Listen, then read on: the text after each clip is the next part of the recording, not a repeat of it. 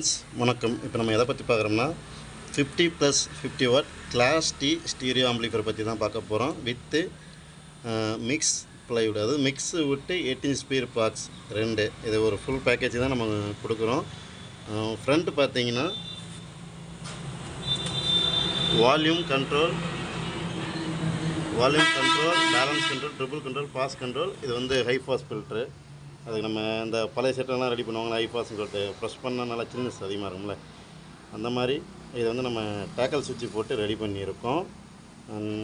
USB பகாரியா red colour இது பண்ணிக்கலாம். Interior பார்க்கலாம் வாங்க ஃப்ரெண்ட்ஸ்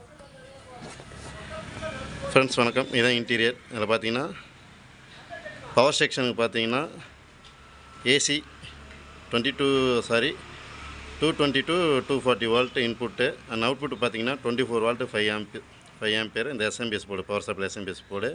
ப்ளஸ் வந்து பார்த்தீங்கன்னா gold A543 50+50 watt class D board.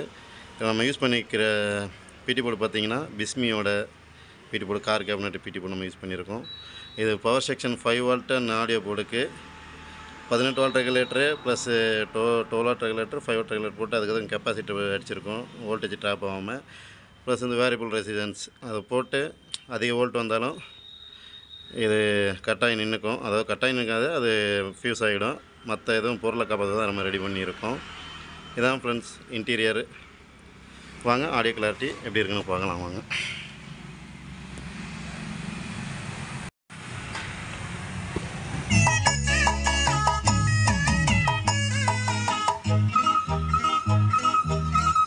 எங்க வச்ச